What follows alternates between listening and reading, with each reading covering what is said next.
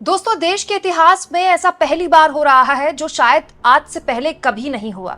यकीन जानिए, हम एक ऐसे दौर में जी रहे हैं जिसके बारे में आने वाली पीढ़ियों को हम बताएंगे तो शायद वो यकीन भी ना करें, या फिर इन चीजों को लेकर किताबें लिखी जाएंगी। देश के इतिहास में शायद ऐसा पहली बार हुआ है दोस्तों कि देश के उपराष्ट्रपति के खिलाफ एक वकील ने बाकायदा लिखित शिकायत दे दी है कंटेम्प्ट ऑफ कोर्ट की, क्योंकि देश के इस वरिष्ठ वकील को लगता है कि देश के उपराष्ट्रपति जगदीप धनखड़ ने सुप्रीम कोर्ट की अवमानना की है।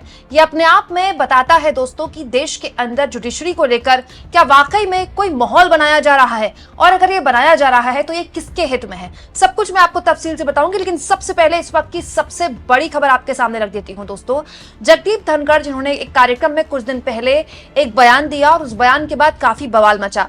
जगदीप धनखड़ ने सुप्रीम कोर्ट के लिए कह दिया कि सुप्रीम कोर्ट सुपर संसद की तरह बिहेव कर रही है, सुपर संसद की तरह व्यवहार कर रही है, और संविधान के एक अनुच्छेद की तुलना देश के उपराष्ट्रपति जगदीप धनखड़ ने न्यूक्लियर मिसाइल से कर दी। और तो और जगदीप धनखड़ ने यह भी कहा कि आखिर सुप्रीम कोर्ट राष्ट्रपति को आदेश कैसे दे सकते हैं।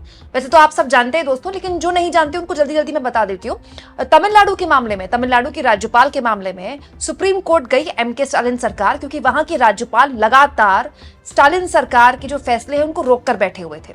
इस पूरे के पूरे मसले पर एमके स्टालिन सरकार को सुप्रीम कोर्ट से बहुत बड़ी राहत मिली। सुप्रीम कोर्ट ने न केवल 10 विधेयकों को हरी झंडी दे दी बिना राज्यपाल की मंजूरी के, बल्कि राज्यपाल को यह भी बता दिया कि उनके पास कोई अलग से वीटो नहीं है, उन्हें कैबिनेट के साथ सहयोग भी करना होगा। इसके अलावा सुप्रीम कोर्ट ने यह भी कह दिया राज्यपाल से कि वो कैबिनेट के अलग नहीं जा सकते, उनको कैबिनेट के सुझाव में ही काम करना होगा। और तो और इस पूरे के पूरे मसले पर सुप्रीम कोर्ट के इस फैसले की चौतरफा वाहवाही तब हुई जब सुप्रीम कोर्ट के जज ने कह दिया कि अगर राज्यपाल किसी बिल को राष्ट्रपति के पास भेजते हैं, जो कि भेज सकते हैं, प्रावधान होता है, तो राष्ट्रपति को भी 3 महीने के अंदर उस बिल पर फैसला लेना होगा।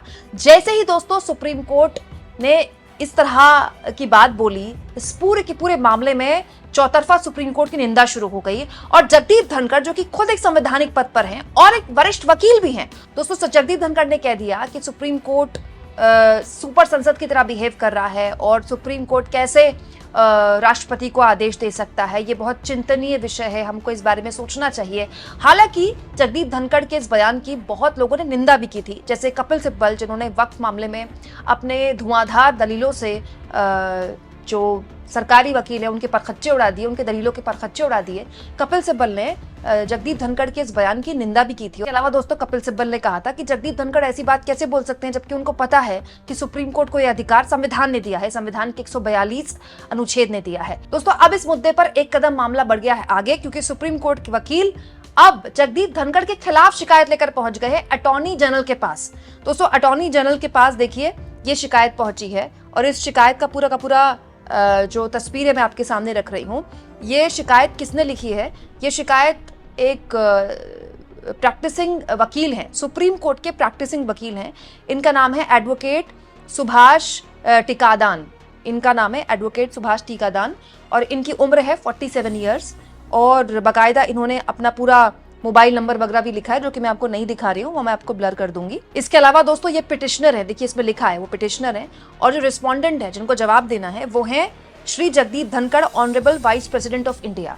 जगदीप धनखड़ का यहाँ पर एड्रेस लिखा गया है और ये बताया गया है कि जगदीप धनखड़ ने जो किया है वो कोर्ट की अवमानना है, कंटेम्प्ट ऑफ कोर्ट है। दोस्तों अगर कोई भी कंटेम्प्ट ऑफ कोर्ट की शिकायत लेकर जाता है तो वो सीधे सुप्रीम कोर्ट नहीं जा सकता, उसको अटॉर्नी जनरल के पास जाना होता है। ये इसलिए नहीं कि जगदीप धनखड़ वाइस प्रेसिडेंट है, ये इसीलिए क्योंकि ये सबके लिए नियम है। अगर ऐसा होगा कि कोई भी कंटेम्प्ट ऑफ कोर्ट लेकर सुप्रीम कोर्ट पहुंच जाएगा तो हजारों याचिकाएं पहुंच जाएंगी रोज कंटेम्प्ट ऑफ कोर्ट के नाम पर। इसीलिए ये स्क्रूटी रखी गई है कि अगर किसी को लगता है कि कंटेम्प्ट ऑफ कोर्ट उसने किया है और तो वो सुप्रीम कोर्ट से पहले अटॉर्नी जनरल के पास जाए, अटॉर्नी जनरल हरी झंडी देंगे तो कंटेम्प्ट ऑफ कोर्ट का मामला चल सकता है। कंटेम्प्ट ऑफ कोर्ट में दोस्तों 2000 का जुर्माना भी हो सकता है, 6 महीने की सजा भी हो सकती है। यहाँ मैं आपको एक और बात बता दूं दोस्तों, कंटेम्प्ट ऑफ कोर्ट के मामले को लेकर ठीक एक दिन पहले बीजेपी के सांसद निशिकांत दुबे पर भी ऐसी ही शिकायत बाकायदा लेकर एक सुप्रीम कोर्ट के ही वकील जा चुके हैं दोस्तों। सुप्रीम कोर्ट पर विवादास्पद बयान दिया था निशिकांत दुबे ने। क्या क्या कहा था मुझे आपको याद दिलाने की जरूरत नहीं है।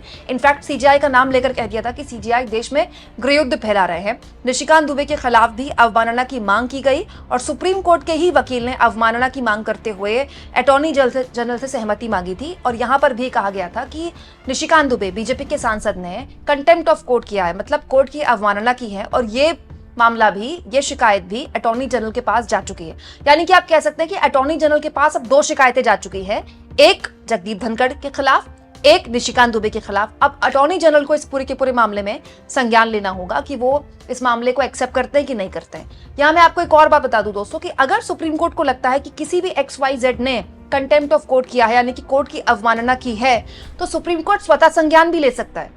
तो सुप्रीम कोर्ट चाहे तो निशिकांत दुबे ने जो टिप्पणी की है या फिर जगदीप धनखड़ ने जो टिप्पणी की है उस पर खुद भी संज्ञान लिया जा सकता है सुप्रीम कोर्ट द्वारा। अब वो लेता है नहीं लेता है तो खैर अपने आने वाला वक्त बताएगा, लेकिन ये जानकारी मैंने आपको दे दी दोस्तों। सबसे पहले मेरे चैनल में आपको ये जानकारी मिल रही है दोस्तों। यहाँ एक और जानकारी मैं आपको दे दूं दोस्तों कि chief justice of India Sanjeev Khanna आज छुट्टी पर हैं। ये जानकारी फिलहाल मुझे मिली है। संजीव खन्ना आज छुट्टी पर है, कि वो आज ही छुट्टी पर हैं कि कुछ और दिन छुट्टी पर हैं ये तो मुझे नहीं पता और इसकी जानकारी भी नहीं निकल कर आई है। लेकिन जजेस जब छुट्टी पर जाते हैं तो पहले से ही बताकर जाते हैं, क्योंकि उनको काफ़ी उनकी बेंच ने सुनवाइयाँ करनी होती हैं, उनका बाकायदा पूरा टाइम टेबल पहले से तय होता है। ये भी गजब का आप इसे कोइंसिडेंट कह सकते हैं कि बीते हफ्ते 2 दिन से लगातार निशिकांत दुबे ने जिस तरह की बयानबाजियाँ दी, उस वक्त तो सुप्रीम कोर्ट बंद था क्योंकि छुट्टी थी, लेकिन अब आज हफ्ते का पहला दिन है सोमवार को, और सोमवार को सुप्रीम कोर्ट ताबड़तोड़ कई महत्वपूर्ण मामले की सुनवाइयां भी करता है, क्योंकि हफ्ते का पहला दिन है, बहुत व्यस्त दिन होता है। लेकिन अब जानकारी निकल कर आई है कि संजीव खन्ना छुट्टी पर है, सीजीआई छुट्टी पर है। लेकिन ये बिल्कुल अलग है इस मामले से, क्योंकि एक जानकारी है तो मैंने आपके सामने रख दी। जानकारी इंपॉर्टेंट ये है कि जगदीप धनखड़ और निशिकांत दुबे के खिलाफ कोर्ट की अवमानना की शिकायतें अटॉर्नी जनरल के पास जा चुकी है। अब अटॉर्नी जनरल को इस मामले में टेक लेना है कि वो मानते हैं कि इन दोनों ने कोर्ट की अवमानना की है या नहीं मानते हैं। जो भी इस मामले में होगा वो लगातार अपडेट मैं आपको देती रहूंगी दोस्तों। लेकिन ये अपने आप में देखिए बड़ा चिंतनीय विषय है कि हमारे देश में किस तरह का माहौल बनाया जा रहा है सुप्रीम कोर्ट के खिलाफ। सुप्रीम कोर्ट पर इस तरह की टिप्पणियां करना, सुप्रीम कोर्ट के सबसे बड़े जज सीजीआई को लेकर इस तरह की टिप्पणियां करना, यह बताता है कि एक अजीब सी छटपटाहट, घबराहट और एक नर्वसनेस है सुप्रीम कोर्ट को लेकर। और अभी तो सुप्रीम कोर्ट ने कोई रोक भी नहीं लगाई है वक्फ संशोधन कानून पर। केवल पहली सुनवाई में 3 इश्यूज पर अंतरिम रोक है। अभी तो अगर सुप्रीम कोर्ट आने वाले वक्त में कोई सख्त फैसला अगर दे देता है तो पता नहीं बीजेपी के सांसद क्या बोलना शुरू कर देंगे और किस तरह की बात करनी शुरू कर देंगे। ये बताता है दोस्तों कि एक डर है सुप्रीम कोर्ट को लेकर।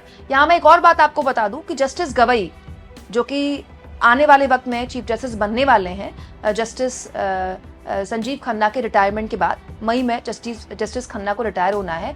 जस्टिस गवई भी बहुत तेज तर्रार चीफ जस्टिस माने जाते हैं, बहुत तेज तर्रार माना जाता है कि वो भी संजीव खन्ना के जैसे ही जज है। तो बड़ा सवाल ये है कि इस पूरे के पूरे मसले को लेकर जिस तरह से बीजेपी घिरी है, और वक्फ संशोधन कानून को ले लीजिए या फिर उससे पहले सुप्रीम कोर्ट ने जिस तरह की टिप्पणी राज्यपालों के मामले में की, ये बीजेपी को इस हद तक नर्वस कर रहा है कि उसके सांसद इस तरह की बयानबाजी कर रहे हैं। ये तो अपने आप में सवाल है, लेकिन सवाल हमें इस बारे में भी सोचना चाहिए कि हम किस तरह के दौर में जी रहे हैं दोस्तों, जब उपराष्ट्रपति के खिलाफ अवमानना की शिकायतें लोग लेकर जा रहे हैं। ये अपने आप में चिंतनीय विषय है। और इस तरह के हालात क्यों पैदा किए गए, किसने पैदा किए गए? आप इस मुद्दे पर क्या सोचते हैं दोस्तों? कमेंट बॉक्स में जरूर लिखें, और जितना हो सके चैनल को शेयर करें, सब्सक्राइब करें, और थैंक्स और ज्वाइन। दोस्तों ये 2 ऑप्शन है जिसके जरिए आर्थिक तौर पर भी आप चैनल के हाथ मजबूत कर सकते हैं।